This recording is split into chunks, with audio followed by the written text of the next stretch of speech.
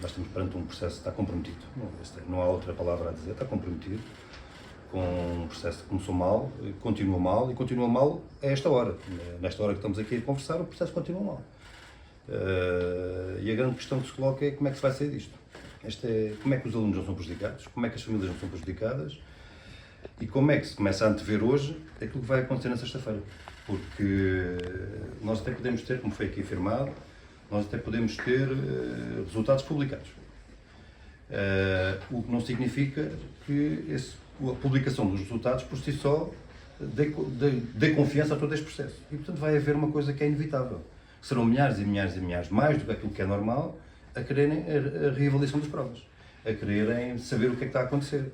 Porque não confiam, naturalmente, têm razões para isso não confiarem. E, portanto, o que é que vai acontecer a isto? Como é que se vai resolver este problema? Nós não foi por acaso. Nós, na segunda-feira passada, não foi esta segunda, foi há 8 dias, procurámos que o Ministro fosse à Comissão de Educação de forma urgente, dar explicações, não tanto pelo andamento do problema, porque está visto o que aconteceu, uma atrapalhada completa, é o desmantelamento do Ministério da Educação no seu melhor esplendor, é esta a questão, não tanto para dar explicações sobre isso, mas para dar garantias do que é que ia acontecer às famílias e aos estudantes.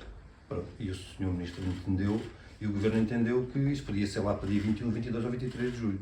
Ora, e nós não admitimos isso, não só não admitimos, como tomámos a iniciativa desta segunda-feira, e sim, convocar um debate de urgência na Assembleia da República, um debate protestativo, que não há como passar ao lado dele, e a única coisa que eu espero é que o Governo não tenha a desfaçatez de indicar outros membros do Governo para esse debate que não o Ministro da Educação.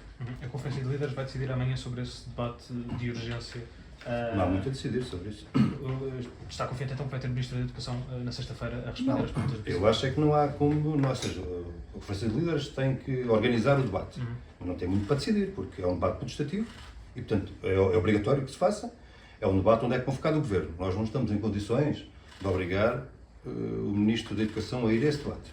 Estamos apenas em condições de exigir que o Governo lá esteja. É isso que vai acontecer. O que eu espero é que o Governo não tenha a desfaçatez de indicar outros membros do Governo que não é o Ministro da Educação. Era só o que faltava. Se partir já dá alguma indicação sobre quem representará o Governo? Não faço ideia. O que eu espero é que não haja a desfaçatez perante a situação toda, a desfaçatez do Governo de indicar outros ministros ou outros secretários de Estado que não é o Ministro da Educação. Era só o que faltava. Temos ouvido o Ministro da Educação já disse que estão corrigidas mais de 90% das provas, disse que os prazos vão ser cumpridos.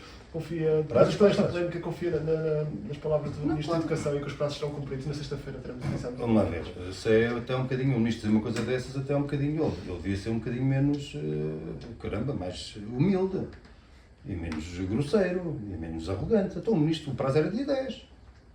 O prazo normal seria dia 10. Depois de 10 passou para 14, agora de 14 para 17. O Ministro tem alguma credibilidade de falar em cumprimento dos prazos? Isso até lhe fica mal. Ele podia ter dito com humildade, estamos a fazer tudo para cumprir o prazo 17. Ficava-lhe bem, era humilde. Essa arrogância toda de peito cheio, não é? Quer dizer, completamente, basta uma agulha para furar esse peito cheio, não tem nenhuma razão de ser. O problema não é se vai fazer ou não dia 17. O problema é em que circunstâncias vão ser os resultados a fixar no dia 17. E a confiança que está por trás deste processo todo. Esse é que é o drama que estamos confrontados hoje. E é isso, curiosamente, é sobre isso que o Ministro não quer falar. O Ministro não quis ir à Assembleia da República antes, já agora, se me permite, com uma grande falta de solidariedade com o Primeiro-Ministro, porque é normal e é natural que, para além do debate de sexta-feira de urgência, este tema seja um tema do debate do Estado da Nação. E, portanto, o Ministro da Educação foi muito pouco solidário com o Primeiro-Ministro.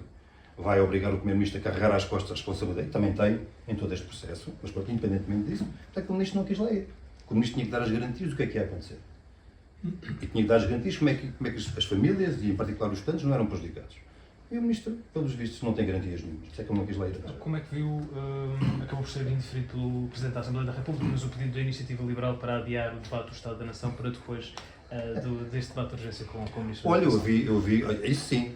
A Iniciativa Liberal, pelos vistos, entendeu ter um grande ato de solidariedade com o Primeiro-Ministro. Portanto, a Iniciativa Liberal o queria, que é uma coisa extraordinária, é que o Primeiro-Ministro fosse ilibado desse debate.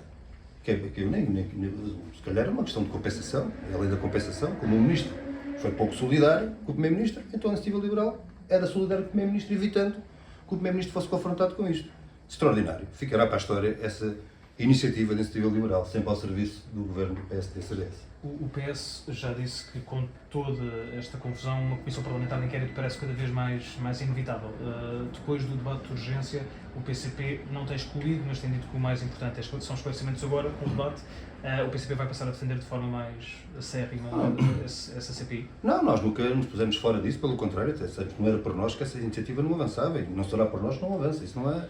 E portanto que venha ela, olhemos para o texto, venha ela que nós estaremos ao lado dessa iniciativa, não há nenhum problema com isso. A questão é que essa iniciativa por si só não resolve aquilo que é preciso resolver hoje.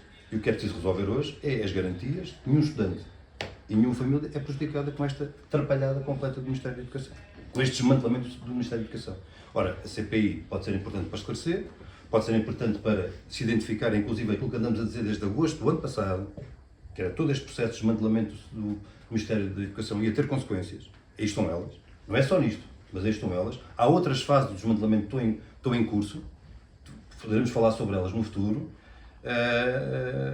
Ou seja, a CPI pode ser importante para isso. Não resolve nenhuma questão imediata. Ora, nós precisamos agora resolver as questões imediatas. As pessoas não têm nenhuma responsabilidade na atrapalhada.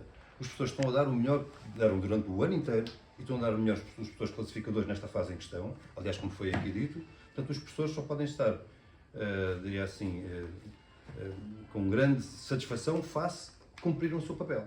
Já o Ministério da Educação e o Governo não podem dizer o mesmo. Já em relação aos professores, o PSD, não o Governo, mas o PSD anunciou no fim de semana o pagamento das horas extraordinárias. Ouvimos aqui as críticas da FENPROF.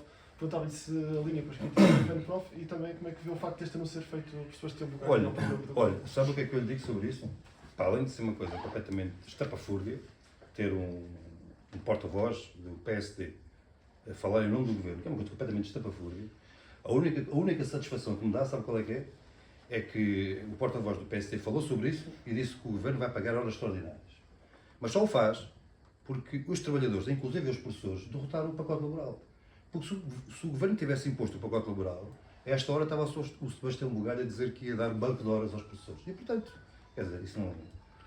respeitem os professores, deem a dignidade, respeitem as suas carreiras, valorizem as suas carreiras, melhorem e avancem na escola pública, é isso que faz falta aos professores, é isso que faz falta aos alunos, é isso que faz falta ao país.